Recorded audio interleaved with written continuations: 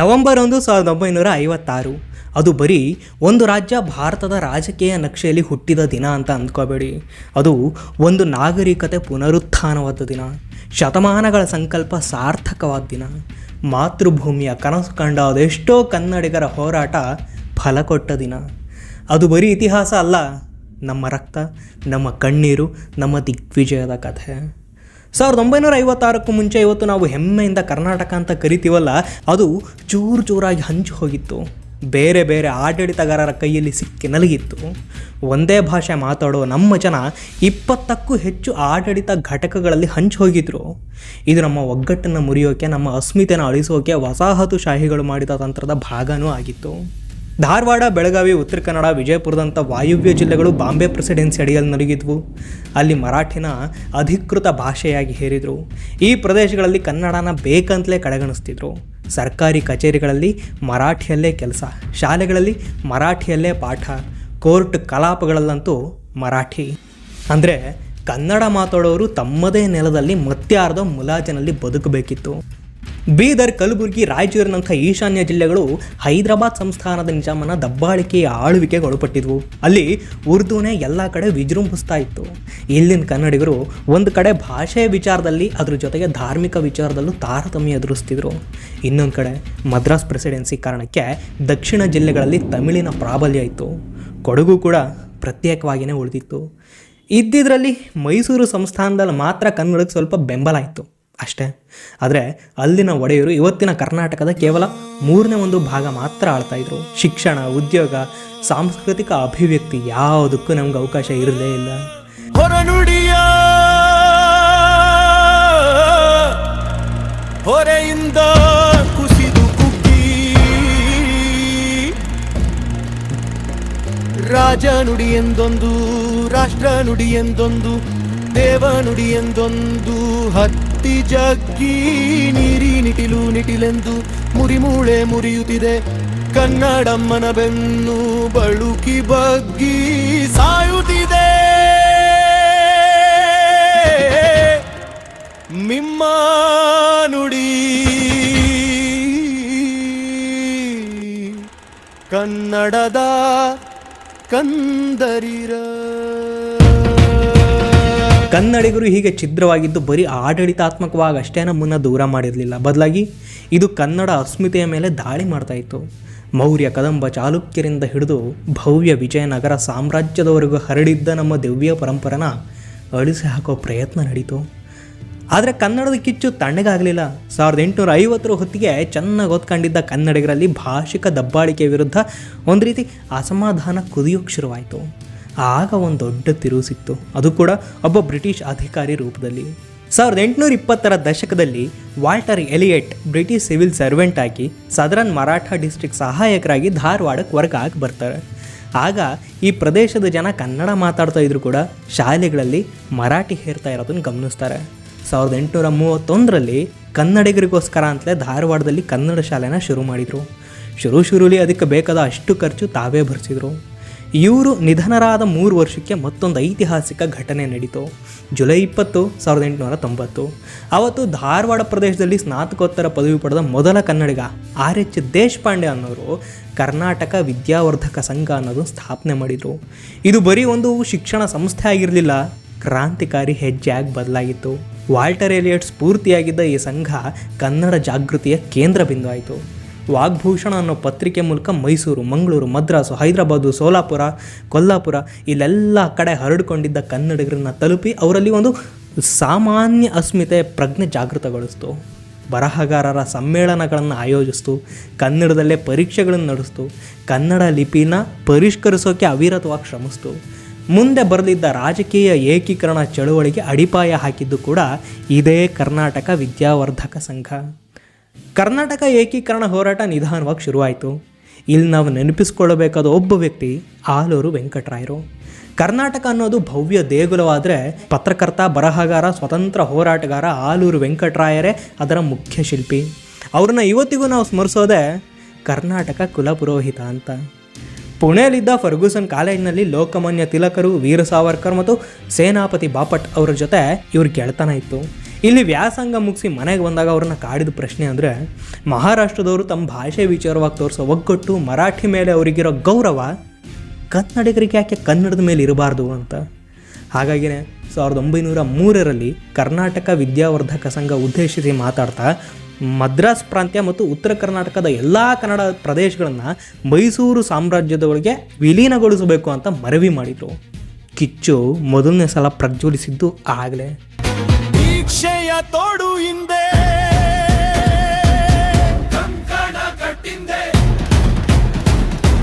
ಕನ್ನಡ ನಾಡೊಂದೇ ಇನ್ನೆಂದು ತಾನೊಂದೇ ಕಾಣಲಿ ಕನ್ನಡ ವ್ಯೋಮಾಕ್ಷಿ, ನಿಲ್ಲಲಿ ರವಿ ಚಂದ್ರರ ಸಾಕ್ಷಿ, ಕೇಳಲಿ ಕನ್ನಡ ಪಶು ಪಕ್ಷಿ, ಸರ್ವದೇವರು ಶ್ರೀ ಸಾಕ್ಷಿ.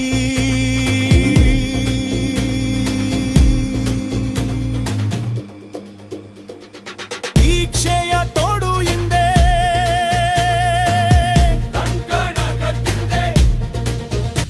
ಏಕೀಕೃತ ಕರ್ನಾಟಕದ ದೃಷ್ಟಿಕೋನನ ಇಷ್ಟು ಸ್ಪಷ್ಟವಾಗಿ ಮತ್ತು ಈ ಪರಿ ಉತ್ಸಾಹದಿಂದ ಈ ಮೊದಲು ಯಾರೂ ಹೇಳಿರಲಿಲ್ಲ. ಈ ಕಲ್ಪನೆಯೇ ಕನ್ನಡಿಗರಿಗೆ ರೋಮಾಂಚನ ಅನ್ನಿಸ್ತು. ಆದರೆ ವೆಂಕಟರಾಯರು ನಿಜಕ್ಕೂ ಅದ್ಭುತ ಸೃಷ್ಟಿಸಿದ್ದು 1912ರಲ್ಲಿ. ಆಗ ವೆಂಕಟರಾಯರ ಮಹಾನ್ ಕೃತಿ ಕರ್ನಾಟಕ ಗತವೈಭವ ಬರೆದು ಪ್ರಕಟಿಸಿದರು. ಈ ಮಹಾದ್ಭುತ ಕೃತಿ ಪ್ರಾಚೀನ ಕಾಲದಿಂದ ವಿಜಯನಗರ ಸಾಮ್ರಾಜ್ಯದ ಪತನದ ತನಕ ಕರ್ನಾಟಕದ ಅತ್ಯಮೋಘ ಇತಿಹಾಸನ ವಿವರಿಸಿತ್ತು. ಶಕ್ತಿಶಾಲಿ ರಾಜವಂಶಗಳು, ವಾಸ್ತುಶಿಲ್ಪದ ಅದ್ಭುತಗಳು, ಸಾಹಿತ್ಯಿಕ ಸಂಪತ್ತು, ಕರ್ನಾಟಕನ ನಾಗರಿಕತೆಯ ದಾರಿದೀಪವನ್ನಾಗಿ ಮಾಡಿದ ಯುದ್ಧ ವಿಜಯೋತ್ಸವಗಳು, ಇದೆಲ್ಲದರ ಬಗ್ಗೆ ವಿವರ ಅದರಲ್ಲಿತ್ತು. ಇದರ ಪರಿಣಾಮ ನಿಜವಾಗಲೂ ವಿದ್ಯುತ್ ಸಂಚಾರದಂತಿತ್ತು. ನಮ್ಮ ಪೂರ್ವಜರ ಸಾಧನೆ ಬಗ್ಗೆ ಓದಿ ಚಿಕ್ಕವರು ದೊಡ್ಡವರು ಅಂದೆ ಪ್ರತಿಯೊಬ್ಬರ ಕಣ್ಣಲ್ಲೂ ಹೆಮ್ಮೆಯ ಕಂಬನಿ ತುಂಬಿಕೊಳ್ತು. ನೋಡ್ತಿದ್ದಂಗೆ ಈ ಪುಸ್ತಕ ಏಕೀಕರಣ ಚಳುವಳಿಗೆ ಪ್ರಣಾಳಿಕೆ ಥರ ಆಗೋಯ್ತು. ಆಗಿಂದ ಕನ್ನಡನಾಗಿರೋದು ಅವಮಾನ ಅಂದ್ಕೊಂಡಿದ್ದವರು ಹೆಮ್ಮೆಯಿಂದ ಎದೆಬ್ಬಿಸ್ಕೊಂಡ್ರು. ವೆಂಕಟರಾಯರ ಶ್ರಮದಿಂದ ಕನ್ನಡಿಗರಿಗೆ ಅವರ ಸ್ವಾಭಿಮಾನ, ಅವರ ಐತಿಹಾಸಿಕ ಪ್ರಜ್ಞೆ ಮೂಡಿಸೋದ್ರ ಜೊತೆಗೆ ಹೋರಾಟಕ್ಕೊಂದು ಕಾರಣ ಕೊಟ್ಟಿತ್ತು. 1915ರಲ್ಲಿ ಆಲೂರು ವೆಂಕಟರಾಯರ ನೆರವಿಂದ ಬೆಂಗಳೂರಲ್ಲಿ ಕನ್ನಡ ಸಾಹಿತ್ಯ ಪರಿಷತ್ತು ಸ್ಥಾಪನೆ ಆಯಿತು. ಅದಕ್ಕೆ ಮೈಸೂರು ಮಹಾರಾಜರಿಂದಲೂ ಬೆಂಬಲ ಸಿಕ್ಕಿತ್ತು. 1921ರಲ್ಲಿ ಅವರೇ ಜಯ ಕರ್ನಾಟಕ ಅನ್ನೋ ಪತ್ರಿಕೆಯನ್ನು ಶುರು ಮಾಡಿದರು. ಇದು ಏಕೀಕರಣ ಚಳುವಳಿಯ ಧ್ವನಿಯಾಗಿ ಕನ್ನಡಿಗರ ಏಕತೆಯ ಸಂದೇಶವನ್ನು ಪ್ರಪಂಚದ ಪ್ರತಿ ಮೂಲೆಗೂ ಹರಡಿತು. ಅಲ್ಲಿಂದ ಮುಂದೆ ಕನ್ನಡದ ಹೋರಾಟ ರಾಜಕೀಯ ಹಂತ ತಲುಪಿತು. 1917ರಲ್ಲಿ ಕರ್ನಾಟಕ ವಿದ್ಯಾವರ್ಧಕ ಸಂಘ ಬ್ರಿಟಿಷ್ ಆಳ್ವಿಕೆಯಲ್ಲಿದ್ದ ಎಲ್ಲ ಕನ್ನಡ ಪಟ್ಟಣಗಳು, ತಾಲೂಕುಗಳು ಮತ್ತು ಜಿಲ್ಲೆಗಳನ್ನು ಕರ್ನಾಟಕ ಪ್ರಾಂತ್ಯ ಅಂತಲೇ ಒಂದೇ ಆಡಳಿತ ಘಟಕದ ಅಡಿಯಲ್ಲಿ ಕ್ರೋಢೀಕರಿಸುವ ನಿರ್ಣಯಕ್ಕೆ ಬಂತು. ಸಮಗ್ರ ಕರ್ನಾಟಕದ ಕಲ್ಪನೆಗೆ ಗಟ್ಟಿಯಾದ ಬುನಾದಿ ಬಿದ್ದಿದ್ದೇ ಆಗ. ಈ ನಿರ್ಧಾರ ಏಕೀಕರಣ ಚಳುವಳಿಯ ದಿಕ್ಕನ್ನೇ ಬದಲಾಯಿಸಿತು. ಈ ನಿರ್ಣಯದ ನಂತರ 1918ರಲ್ಲಿ ಅಖಿಲ ಕರ್ನಾಟಕ ರಾಜಕೀಯ ಪರಿಷತ್ ಹುಟ್ಟುಕೊಳ್ತು. ರಾಜಕೀಯ ಬೆಂಬಲ ಸಿಗೋಕ್ಕೆ ಶುರುವಾಯಿತು. 1920ರಲ್ಲಿ ನಾಗ್ಪುರದಲ್ಲಿ ಕಾಂಗ್ರೆಸ್ ಮಹಾಧಿವೇಶನ ನಡೀತು. ಅಲ್ಲಿ ಕನ್ನಡ ಮಾತಾಡೋ ಜನರಿಗಂತಲೇ ಒಂದು ಪ್ರತ್ಯೇಕ ಪ್ರಾಂತ್ಯ ರಚನೆ ಆಗಬೇಕು ಅಂತ ಕಾಂಗ್ರೆಸ್ಸು ನಿರ್ಣಯ ಸ್ವೀಕರಿಸಿತು. ಫೆಬ್ರವರಿ 25, 1935 ಅವತ್ತು ಏಕೀಕರಣಕ್ಕೆ ಒತ್ತಾಯಿಸಿ ವೈಸ್ರಾಯ್ ತಂತಿ ಸಂದೇಶ ಕಳಿಸ್ತಾರೆ. ಕರ್ನಾಟಕ ವಿದ್ಯಾವರ್ಧಕ ಸಂಘ 1937ರಲ್ಲಿ, ಕರ್ನಾಟಕ ಸಂಶೋಧನಾ ಸಂಸ್ಥೆ 1949ರಲ್ಲಿ, ಕರ್ನಾಟಕ ವಿಶ್ವವಿದ್ಯಾಲಯ 1950ರಲ್ಲಿ, ಧಾರವಾಡದಲ್ಲಿ ಆಲ್ ಇಂಡಿಯಾ ರೇಡಿಯೋ ಕೇಂದ್ರ ಸ್ಥಾಪನೆ ಮಾಡಿ ರಾಜಕೀಯ ಏಕೀಕರಣ ಆಗೋ ಮೊದಲೇ ಒಂದು ಏಕೀಕೃತ ಕರ್ನಾಟಕಕ್ಕೆ ಸಾಂಸ್ಥಿಕ ಮೂಲ ಸೌಕರ್ಯಗಳು ಏನೇನು ಬೇಕಿತ್ತು ಅದನ್ನೆಲ್ಲ ಸೃಷ್ಟಿ ಮಾಡ್ತಾರೆ. 1924ರ ನಂತರ ಭಾರತೀಯ ರಾಷ್ಟ್ರೀಯ ಕಾಂಗ್ರೆಸ್ ಕರ್ನಾಟಕ ರಚನೆಗೆ ಬೆಂಬಲ ಕೊಟ್ಟಾಗ ಚಳುವಳಿಗೆ ಮತ್ತಷ್ಟು ವೇಗ ಸಿಕ್ತು. ಗಾಂಧೀಜಿಯವರೇ ಅಧ್ಯಕ್ಷತೆ ವಹಿಸಿದ್ದ 1924ರ ಬೆಳಗಾವಿ ಕಾಂಗ್ರೆಸ್ ಅಧಿವೇಶನದಲ್ಲಿ ಮತ್ತೊಂದು ದೊಡ್ಡ ತಿರುವು ಪಡೆಯಿತು ನಮ್ಮ ಹೋರಾಟ. ಅದೇ ಸ್ಥಳದಲ್ಲಿ ಸಿದ್ದಪ್ಪ ಕಂಬಳಿ ಅವರ ಅಧ್ಯಕ್ಷತೆಯಲ್ಲಿ ಮೊದಲ ಕರ್ನಾಟಕ ಏಕೀಕರಣ ಸಮಾವೇಶ ಕೂಡ ನಡೆಯುತ್ತೆ. ನಿಮಗೆ ಗೊತ್ತಿರಲಿ, ಹುಯಿಲುಗೋಳ ನಾರಾಯಣರಾಯರು ಬರೆದಿದ್ದ ಉದಯವಾಗಲಿ ನಮ್ಮ ಚೆಲುವ ಕನ್ನಡ ನಾಡು ಅನ್ನೋ ಅಮರಗೀತನ ಮೊದಲನೇ ಬಾರಿಗೆ ಹಾಡಿದ್ದು ಕೂಡ ಅವತ್ತೇನೆ.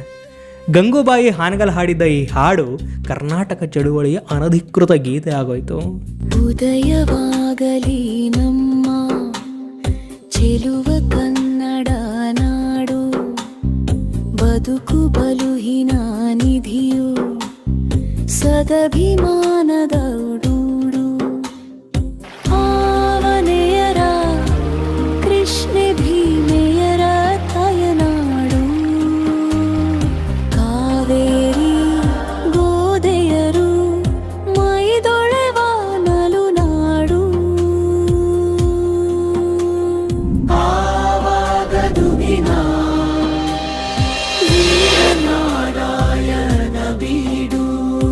ಅದರ ಒಂದೊಂದು ಪದನೂ ಕೂಡ ಪ್ರತಿ ಕನ್ನಡಿಗನ ಹೃದಯದಲ್ಲಿ ಏಕತೆ ಮತ್ತು ಘನತೆ ಎರಡನ್ನೂ ಹಿಡಿದಿಡ್ತು. ಇವತ್ತಿಗೂ ಕರ್ನಾಟಕ ರಚನೆಯಾಗಿ ದಶಕಗಳೇ ಉರುಳಿದ ಮೇಲೂ ಆ ಹಾಡು ಕೇಳ್ತಾ ಇದ್ರೆ ಹೆಮ್ಮೆಯ ಕನ್ನಡಿಗನ ಕಣ್ಣಲ್ಲಿ ನೀರು ತುಂಬುತ್ತೆ. ಎಸ್ ನಿಜಲಿಂಗಪ್ಪ, ಕೆಂಗಲ್ ಹನುಮಂತಯ್ಯ, ಗುದ್ಲಪ್ಪ ಹಳ್ಳಿಕೇರಿ, CM ಪೂಣಚ್ಚ ಅವರಂಥ ಕಾಂಗ್ರೆಸ್ ನಾಯಕರು ಈ ಹೋರಾಟದಲ್ಲಿ ಸಕ್ರಿಯವಾಗಿದ್ದುಕೊಂಡು ಬೆಂಬಲ ಕೊಟ್ಟರು. 1928ರಲ್ಲಿ ಗುದ್ಲಪ್ಪ ಹಳ್ಳಿಕೇರಿ ಅವರ ಪ್ರಯತ್ನದಿಂದಾಗಿ ನೆಹರು ಸಮಿತಿ ಎಲ್ಲ ಕನ್ನಡ ಮಾತಾಡೋ ಪ್ರದೇಶಗಳನ್ನು ಸೇರಿಸಿ ಒಂದೇ ಪ್ರದೇಶವನ್ನು ರಚಿಸೋಕ್ಕೆ ಶಿಫಾರಸು ಮಾಡ್ತು. ಆ ಸಮಿತಿ there is a strong prima facie case for unification ಅಂತ ಸ್ಪಷ್ಟವಾಗಿ ಹೇಳ್ತು. ಕನ್ನಡ ಪ್ರದೇಶಗಳ ಏಕೀಕರಣಕ್ಕೆ ರಾಷ್ಟ್ರೀಯ ಮಟ್ಟದಲ್ಲಿ ಸಿಕ್ಕ ಮೊದಲ ಅಧಿಕೃತ ಮಾನ್ಯತೆ ಇದು. ಆಗಲೇ ಕಾಂಗ್ರೆಸ್ಸು ಭಾರತ ಸಂವಿಧಾನ ರಚಿಸೋಕೆ ಮುಂದಾಗಿತ್ತು. ನಾಸು ಹಾರ್ಡಿಕರ್ ಮತ್ತು ರಂಗನಾಥ ದಿವಾಕರ್ ಕನ್ನಡ ಮಾತಾಡೋ ಪ್ರದೇಶಗಳನ್ನು ಒಂದೇ ರಾಜ್ಯಕ್ಕೆ ವಿಲೀನಗೊಳಿಸಿಬಿಡಿ ಅಂತ ಒತ್ತಾಯಿಸಿ 36,000ಕ್ಕೂ ಹೆಚ್ಚು ಜನರ ಸಹಿ ಸಂಗ್ರಹಿಸಿ ಕಳಿಸಿದರು. ಇದರಿಂದ ಜನಬೆಂಬಲ ಎಷ್ಟು ತೀವ್ರವಾಗಿದೆ ಅನ್ನೋದು ಕೇಂದ್ರಕ್ಕೆ ಅರ್ಥ ಆಗಿತ್ತು. ಆದರೆ ಈ ಸಂಭ್ರಮ ಬಹಳ ದಿನ ಉಳಿಲಿಲ್ಲ. ಯಾಕಂದರೆ 1950ರ ದಶಕದ ಆರಂಭದಲ್ಲಿನೇ ಆಘಾತ ಎದುರಾಯಿತು. GVP ಸಮಿತಿ ಅಂದರೆ ಜವಾಹರ್ಲಾಲ್ ನೆಹರು, ವಲ್ಲಭಭಾಯ್ ಪಟೇಲ್ ಮತ್ತು ಪಟ್ಟಾಭಿ ಸೀತಾರಾಮಯ್ಯ ನೇತೃತ್ವದ ಸಮಿತಿ ಆಂಧ್ರ ರಾಜ್ಯ ರಚನೆಗೆ ಮಾತ್ರ ಒಪ್ಕೊಳ್ತು. ಕರ್ನಾಟಕದ ಬೇಡಿಕೆನ ಉದ್ದೇಶಪೂರ್ವಕವಾಗಿಯೇ ಕಡೆಗಣಿಸಿದರು. ಆದರೂ 1951ರ ಕಾಂಗ್ರೆಸ್ ಪ್ರಣಾಳಿಕೆಯಲ್ಲಿ ಭಾಷಾವಾರು ಪ್ರಾಂತ್ಯಗಳನ್ನು ರಚಿಸೋ ಭರವಸೆ ಕೊಟ್ಟಿದ್ದರು. ಇದನ್ನು ಕನ್ನಡಿಗರು ನಂಬಿಕೆ ದ್ರೋಹ ಅನ್ನೋ ಥರನೇ ನೋಡಿದರು. ಇದಕ್ಕೆ ಪ್ರತಿಯಾಗಿ ಅನ್ನೋ ಹಾಗೆ 1951ರ ಚುನಾವಣೆಯಲ್ಲಿ ಸ್ಪರ್ಧಿಸೋಕೆ ಕರ್ನಾಟಕ ಏಕೀಕರಣ ಪಕ್ಷನೇ ರಚಿಸಿದರು. ಇದರ ಪರಿಣಾಮ ಅನ್ನೋ ಹಾಗೆ 1951-52ರ ಎಲೆಕ್ಷನ್ನಲ್ಲಿ ಕಾಂಗ್ರೆಸ್ ಏನೋ ಗೆಲ್ತು, ಆದರೆ ಆ ಗೆಲುವಿಗೋಸ್ಕರ ಪರದಾಡಬೇಕಾಯಿತು. ಅಲ್ಲಿಗೆ ಕನ್ನಡಿಗರು ಭಾಷೆ ವಿಚಾರದಲ್ಲಿ ಎಷ್ಟರ ಮಟ್ಟಿಗೆ ಗಂಭೀರವಾಗಿದ್ದಾರೆ ಅನ್ನೋದು ಕೇಂದ್ರಕ್ಕೆ ಇನ್ನೂ ಚೆನ್ನಾಗಿ ಅರ್ಥ ಆಯಿತು. ಜನವರಿ 1953ರಲ್ಲಿ ಹೈದರಾಬಾದ್ ಕಾಂಗ್ರೆಸ್ ಅಧಿವೇಶನದಲ್ಲಿ ಆಂಧ್ರ ಪ್ರದೇಶಕ್ಕೆ ಕೊಟ್ಟ ಮನ್ನಣೆನ ಕರ್ನಾಟಕಕ್ಕೆ ಕೊಡಲಿಲ್ಲ. ಆ ಕ್ಷಣವೇ ಆನಂದಪ್ಪ ದೊಡ್ಡಮೇಟಿ ಅನ್ನೋ ಹಿರಿಯ ಕಾಂಗ್ರೆಸ್ ನಾಯಕ ಬಾಂಬೆ ಅಸೆಂಬ್ಲಿ ಸದಸ್ಯ ಆಗಿದ್ದವರು ತಮ್ಮ ಸ್ಥಾನಕ್ಕೆ ರಾಜೀನಾಮೆ ಕೊಟ್ಟರು. ಧಾರವಾಡದ ಒಂದು ಊರಲ್ಲಿ ಉಪವಾಸ ಸತ್ಯಾಗ್ರಹ ಶುರು ಮಾಡಿದರು. ಅವರ ಈ ಉಪವಾಸ ಸತ್ಯಾಗ್ರಹಕ್ಕೆ ಇಡೀ ಕರ್ನಾಟಕದಾದ್ಯಂತ ದೊಡ್ಡ ಮಟ್ಟದಲ್ಲೇ ಬೆಂಬಲ ಸಿಕ್ತು. 1953ರಲ್ಲಿ ಹುಬ್ಬಳ್ಳಿಲಿ ಏಕೀಕರಣದ ಹೆಸರಲ್ಲಿ ಹಿಂದೆಂದೂ ಕಾಣದ ಹಿಂಸಾಚಾರ ಆಗುತ್ತೆ. ಕರ್ನಾಟಕ ಪ್ರದೇಶ ಕಾಂಗ್ರೆಸ್ ಸಮಿತಿ ಹುಬ್ಬಳ್ಳಿಲಿರೋ ಟೌನ್ ಹಾಲ್ನಲ್ಲಿ ಸಭೆ ನಡೆಸಿದಾಗ 1000 ಜನ ಜಮಾಯಿಸಿದರು. ಆಗಿನ ಕಾಂಗ್ರೆಸ್ ಸದಸ್ಯರ ವಿರುದ್ಧ ಘೋಷಣೆ ಕೂಗ್ತಾ ರಾಜೀನಾಮೆ ಕೊಡಿ ಅಂತ ಒತ್ತಾಯಿಸಿದರು. ಕಲ್ಲು ತೂರಾಟ ಆಯಿತು. ಪೊಲೀಸರು ಲಾಠಿ ಚಾರ್ಜ್ ಮಾಡಿದರು. 16 ಜನರನ್ನು ಅರೆಸ್ಟ್ ಮಾಡಿದರು. 144 ಸೆಕ್ಷನ್ ಜಾರಿ ಆಯಿತು. SR ಬೊಮ್ಮಾಯಿ ಅವರೇ ವಕಾಲತ್ತು ವಹಿಸಿದ್ದಕ್ಕೆ ಹೋರಾಟಗಾರರು ಬಿಡುಗಡೆಯಾದರು. ಈ ಘಟನೆ ಆದಮೇಲೆ ಚಳುವಳಿಗೆ ಹೊಸ ವೇಗ ಬಂತು. ಕೇಂದ್ರ ಸರ್ಕಾರ ನಮ್ಮ ಬೇಡಿಕೆನ ಇನ್ನಷ್ಟು ಗಂಭೀರವಾಗಿ ಪರಿಗಣಿಸಿದರು. ಅದೇ ಸಮಯದಲ್ಲಿ 1952ರ ಡಿಸೆಂಬರ್ನಲ್ಲಿ ಆಂಧ್ರ ಪ್ರದೇಶಕ್ಕೋಸ್ಕರ ಪೊಟ್ಟಿ ಶ್ರೀರಾಮುಲು ಅನ್ನೋರು 58 ದಿನಗಳ ಕಾಲ ಉಪವಾಸ ಸತ್ಯಾಗ್ರಹ ಮಾಡ್ತಾರೆ. ಆದರೆ ಆ ಉಪವಾಸ ಸತ್ಯಾಗ್ರಹ ಮಾಡ್ತಾ ಪ್ರಾಣ ಬಿಡ್ತಾರೆ. ಅವರು ಸಾವು ಕೇಂದ್ರ ಸರ್ಕಾರಕ್ಕೆ ದೇಶನ ಭಾಷಾವಾರು ರಾಜ್ಯಗಳಾಗಿ ವಿಂಗಡಣೆ ಮಾಡಲೇಬೇಕಾದ ಅನಿವಾರ್ಯತೆ ಸೃಷ್ಟಿ ಮಾಡುತ್ತೆ. ಡಿಸೆಂಬರ್ 1953ರಲ್ಲಿ ಭಾರತ ಸರ್ಕಾರ ನಿವೃತ್ತ ಸುಪ್ರೀಂ ಕೋರ್ಟ್ ಮುಖ್ಯ ನ್ಯಾಯಮೂರ್ತಿ ಫಜಲ್ ಅಲಿ ಅವರ ಅಧ್ಯಕ್ಷತೆಯಲ್ಲಿ ರಾಜ್ಯಗಳ ಪುನರ್ವಿಂಗಡಣಾ ಆಯೋಗನ ನೇಮಿಸುತ್ತೆ. ಆ ಆಯೋಗ ಕರ್ನಾಟಕದಾದ್ಯಂತ ಓಡಾಡಿ ಬೆಂಗಳೂರು, ಮಂಗಳೂರು, ಕೊಡಗು, ಹುಬ್ಬಳ್ಳಿ, ಧಾರವಾಡ, ಬೆಳಗಾವಿ, ಮೈಸೂರು ಹೀಗೆ ಎಷ್ಟೆಷ್ಟೋ ಕಡೆ ಭೇಟಿ ಕೊಡ್ತಾರೆ. ನಮ್ಮ ಹೋರಾಟಗಾರರು ಈ ಸಮಿತಿಯಲ್ಲಿ ಇದ್ದವರನ್ನು ಭೇಟಿ ಆಗ್ತಾರೆ. ಏಕೀಕರಣಕ್ಕೋಸ್ಕರ ತಮ್ಮ ಮನವಿ ಸಲ್ಲಿಸ್ತಾರೆ. ದಶಕಗಳ ಹೋರಾಟ, ಐತಿಹಾಸಿಕ ಪುರಾವೆ, ಜನರ ಬೆಂಬಲ, ಭಾವನಾತ್ಮಕ ಅಭಿಮಾನ ಇದನ್ನೆಲ್ಲ ಸಮಿತಿ ಕಡೆಗಣಿಸೋಕ್ಕೆ ಸಾಧ್ಯನೇ ಇರಲಿಲ್ಲ. ಕಡೆಗೆ ಸೆಪ್ಟೆಂಬರ್ 30, 1955 ಆಯೋಗ ತನ್ನ ಅಂತಿಮ ವರದಿನ ಸಲ್ಲಿಸ್ತು. ಇದರಲ್ಲಿ ಏಕೀಕೃತ ಕರ್ನಾಟಕ ರಾಜ್ಯ ರಚನೆಗೆ ಶಿಫಾರಸು ಕೂಡ ಇತ್ತು. ಅಂತೂ ಆ ದಿನ ಬಂತು. ನವೆಂಬರ್ 1, 1956 ಅವತ್ತು ಹುಟ್ಟಿದ ಸೂರ್ಯ ಕರ್ನಾಟಕದ ಮೇಲೆ ಬೆಳಕು ಚೆಲ್ಲಿದ್ದ. ರಾಜ್ಯಗಳ ಪುನರ್ವಿಂಗಡಣಾ ಕಾಯ್ದೆ 1956 ಜಾರಿಗೆ ಬಂದು ಅಧಿಕೃತವಾಗಿ ಮೈಸೂರು ರಾಜ್ಯ ಅನ್ನೋ ಏಕೀಕೃತ ರಾಜ್ಯ ಅಸ್ತಿತ್ವಕ್ಕೆ ಬಂತು. ಮೈಸೂರು, ಮಂಡ್ಯ, ಬೆಂಗಳೂರು, ತುಮಕೂರು, ಕೋಲಾರ, ಚಿತ್ರದುರ್ಗ, ಶಿವಮೊಗ್ಗ, ಚಿಕ್ಕಮಗಳೂರು, ಹಾಸನ ಇವೆಲ್ಲ ಇದ್ದ ಮೈಸೂರು ಸಂಸ್ಥಾನ, ಬಾಂಬೆ ಪ್ರೆಸಿಡೆನ್ಸಿ ಪ್ರದೇಶಗಳಾಗಿದ್ದ ಬೆಳಗಾವಿ, ಧಾರವಾಡ, ಉತ್ತರ ಕನ್ನಡ, ವಿಜಯಪುರ, ಹೈದರಾಬಾದ್ ರಾಜ್ಯಗಳ ಪ್ರದೇಶಗಳಾಗಿ ಹೋಗಿದ್ದ ಬೀದರು, ಕಲಬುರಗಿ, ರಾಯಚೂರು, ಮದ್ರಾಸ್ ಪ್ರೆಸಿಡೆನ್ಸಿ ಪಾಲಾಗಿದ್ದ ದಕ್ಷಿಣ ಕನ್ನಡ, ಕೊಳ್ಳೇಗಾಲ, ಜೊತೆಗೆ ಕೊಡಗು ರಾಜ್ಯ, ಅದ್ರ ಜೊತೆಗೆ ಸಾಂಗ್ಲಿ, ಮಿರಾಜ್, ಮುಧೋಳ, ಜಮಖಂಡಿ, ರಾಮದುರ್ಗ, ಕೊಲ್ಲಾಪುರದಂಥ 15 ಸಣ್ಣ ಪುಟ್ಟ ಸಂಸ್ಥಾನಗಳು, ಆಂಧ್ರದ ಪಾಲಾಗಿದ್ದ ಬಳ್ಳಾರಿ ಇವೆಲ್ಲ ಕೂಡ ಎಷ್ಟೋ ಶತಮಾನಗಳ ನಂತರ ಮೊದಲನೇ ಸಲ ಒಂದಾದವು. ಕನ್ನಡದ ದೀಪ ಮುಗೀತು ಶತಮಾನಗಳ ಶಾಪ ಹೊತ್ತಿತು ಕನ್ನಡದ ದೀಪ.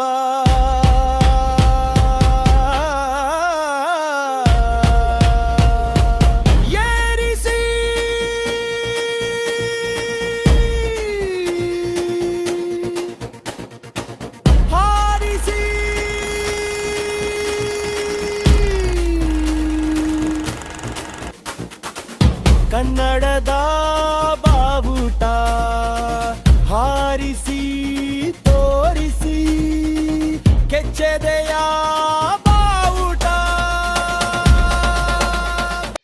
ಕನ್ನಡ ಮಾತಾಡೋ ಜನ ಒಂದೇ ಆಡಳಿತದ ಅಡಿಯಲ್ಲಿ ಒಗ್ಗೂಡಿದ್ರು. ಆಲೂರು ವೆಂಕಟರಾಯರು 1903ರಲ್ಲಿ ಕಂಡಿದ್ದ ಕನಸು ನನಸಾಯಿತು.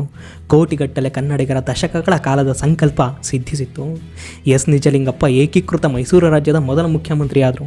ಆದರೆ ಕತೆ ಇನ್ನೂ ಮುಗಿದಿರಲಿಲ್ಲ. ಯಾಕಂದರೆ ಮೈಸೂರು ರಾಜ್ಯ ಅನ್ನೋ ಹೆಸರೇ ವಿವಾದಕ್ಕೆ ಕಾರಣವಾಗೋಯಿತು.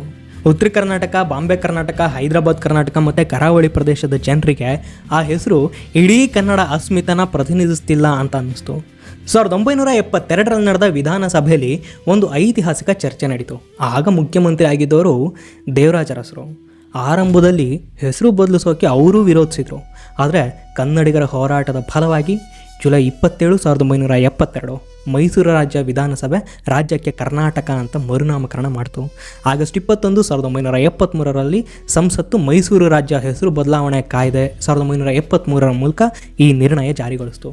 ನವೆಂಬರ್ 1, 1973 ಏಕೀಕರಣ ಆಗಿ ಸರಿಯಾಗಿ 17 ವರ್ಷಗಳ ನಂತರ ರಾಜ್ಯಕ್ಕೆ ಅಧಿಕೃತವಾಗಿ ಕರ್ನಾಟಕ ಅನ್ನೋ ಹೆಸರು ಬಂತು. ಶತಮಾನಗಳ ಇತಿಹಾಸದಲ್ಲಿ ಬೇರೂರಿದ್ದ ಹೆಸರು ರಾರಾಜಿಸ್ತು. ಹೆಸರಾಯಿತು ಕರ್ನಾಟಕ, ಉಸಿರಾಗಲಿ ಕನ್ನಡ, ಹಸಿಗೋಡೆಯ ಹರಳಿನಂತೆ ಹುಸಿ ಹೋಗದ ಕನ್ನಡ, ಸದಾ ಹಾಗೆ ಹುರಿಗೊಳ್ಳುವ ಗುರಿತಾಗುವ ಕನ್ನಡ, ಗುರಿತೋದದ ಪರಿಣತಮತಿ ಅರಿತವರಿಗೆ ಹೂಗೊಂಡ, ಪಡುಗಡಲಿನ ತೆರೆಗಳಂತೆ ಹೆಡೆ ಬಿಚ್ಚುತ್ತ ಮೊರೆಯುವ ಸಹ್ಯಾದ್ರಿಯ ಶಿಖರದಂತೆ ಬಾನೆತ್ತರ ಕರೆಯುವ ಗುರಿಗೋಪುರ ಹೊಂಗಳಸಕ್ಕೆ ಚೆಂಬೆಳಕಿನ ಕನ್ನಡ, ನಮ್ಮೆಲ್ಲರ ಮೈ ಮನಸ್ಸಿನ ಹೊಂಗನಸಿನ ಕನ್ನಡ. 1856ರಿಂದ 1956ರವರೆಗೆ ಒಂದಿಡೀ ಶತಮಾನವೇ ಹೋರಾಟ ಮಾಡಿದರು ನಮ್ಮ ಪೂರ್ವಜರು. ಅದು ನಮಗೆ ತಾಳ್ಮೆ ಕಲಿಸುತ್ತೆ. ಗುರಿ ತಲುಪೋಕ್ಕೆ ತಲೆಮಾರುಗಳ ತನಕ ನಿರಂತರ ಪ್ರಯತ್ನ ಬೇಕು ಅಂತ ಪಾಠ ಮಾಡುತ್ತೆ. 1930ರ ದಶಕದ ತ್ಯಾಗ ನಮ್ಮ ನಾಯಕರು ನಮಗೋಸ್ಕರ, ನಾವೆಲ್ಲ ಒಂದೇ ಸೂರಿನಡಿ ಇರಬೇಕು ಅಂತ ಅದೆಷ್ಟು ಹಿಂಸೆ ಅನುಭವಿಸಿದ್ರು ಅನ್ನೋ ಕತೆ ಹೇಳುತ್ತೆ. ಬಸರಿಗಿಡದ ವೀರಪ್ಪ, ಶಾಂತಪ್ಪ ಯಲಮಲಿ, ರಂಜಾನ್ ಸಾಬ್ ಪಿಂಜಾರ್, ಕೋಲಾರ ಚಿನ್ನದ ಗಣಿಯ ಹುತಾತ್ಮರು, ಇವರೆಲ್ಲರ ತ್ಯಾಗ ಬಲಿದಾನನ ನಾವು ಮರೆಯಂಗಿಲ್ಲ. ಜಯದೇವಿ ತಾಯಿ ಲಿಗಾಡೆ, ಬಳ್ಳಾರಿ ಸಿದ್ದಮ್ಮ, ಬಳ್ಳಾರಿ ಯಶೋದಮ್ಮ, ತೊಗರಿ ಸರ್ವಮಂಗಳಮ್ಮ, ಶಕುಂತಲಾ ಕುರ್ತಕೋಟಿ, ನಾಗಮ್ಮ ವೀರನಗೌಡ ಪಾಟೀಲು, ಡಾಕ್ಟರ್ ಶಾಂತಾದೇವಿ ಮಾಳವಾಡ, ಉಮಾಬಾಯಿ ಕುಂದಾಪುರ, ಉಮಾದೇವಿ ಟೋಪಣ್ಣವರ್, ಸರೋಜಿನಿ, ಪಾರ್ವತಿಬಾಯಿ ದೇಶಪಾಂಡೆ ಅಂತ ನೂರಾರು ಮಹಿಳೆಯರು ಮಾತೃಭಾಷೆಗೊಂದು ಪ್ರದೇಶ ಬೇಕು ಅಂತ ಪ್ರಾಣಪಣಕ್ಕಿಟ್ಟು ಹೋರಾಡಿದರು. 1952ರ ನಂತರ 5,000ಕ್ಕೂ ಹೆಚ್ಚು ಜನ ಬಂಧನಕ್ಕೊಳಗಾದರು. ಎಷ್ಟೋ ಜನ ಕಾರ್ಯಕರ್ತರು ಅವರವ್ರ ಕೆಲಸ ಬಿಟ್ಟು ಉದ್ಯೋಗ ಕಳ್ಕೊಂಡು ಜೀವನನೇ ತ್ಯಾಗ ಮಾಡಿದರು. ಈ ಇತಿಹಾಸ ನೆನಪಿಸ್ಕೊಂಡ್ರೆ ಒಬ್ಬ ಹೆಮ್ಮೆಯ ಕನ್ನಡಿಗನಾಗಿ ನಮ್ಮ ಹೃದಯ ಕೃತಜ್ಞತೆ, ಸಂಕಲ್ಪ ಎರಡರಿಂದಲೂ ತುಂಬಿ ಬರಬೇಕು. ನಮ್ಮ ಪೂರ್ವಜರು ನಮಗೆ ಈ ನಾಡನ್ನೇ ಉಡುಗೊರೆಯಾಗಿ ಕೊಟ್ಟಿದ್ದಾರೆ. ಹಿಂಸಾಚಾರದಿಂದಲೂ ಅಲ್ಲ, ರಕ್ತಪಾತದಿಂದ ಅಂತೂ ಅಲ್ಲವೇ ಅಲ್ಲ. ಬೌದ್ಧಿಕ ಶಕ್ತಿಯಿಂದ, ಅವಿಚಲ ಆತ್ಮಶ್ರದ್ಧೆಯಿಂದ, ಸಾಂಸ್ಕೃತಿಕ ಪುನರುಜ್ಜೀವನದ ಉದ್ದೇಶದಿಂದ. ಒಟ್ಟಾರೆ ಕರ್ನಾಟಕದ ರಚನೆ ಪಯಣದ ಅಂತ್ಯ ಅಲ್ಲ, ಕನ್ನಡಕ್ಕೋಸ್ಕರ ಕನಸು ಕಂಡು ಸರ್ವಸ್ವವನ್ನು ತ್ಯಾಗ ಮಾಡಿದವರ ಆಶಯನ ಸಾರ್ಥಕಗೊಳಿಸೋಕೆ, ಅರ್ಥಪೂರ್ಣವಾಗಿಸೋಕೆ ನಮ್ಮ ಜವಾಬ್ದಾರಿಯ ಆರಂಭ. ಹೀಗೆ ಹೇಳಿ ಆ ಜವಾಬ್ದಾರಿನ ನಾವು ಸರಿಯಾಗಿ ನಿಭಾಯಿಸ್ತಾ ಇದ್ದೀವಾ?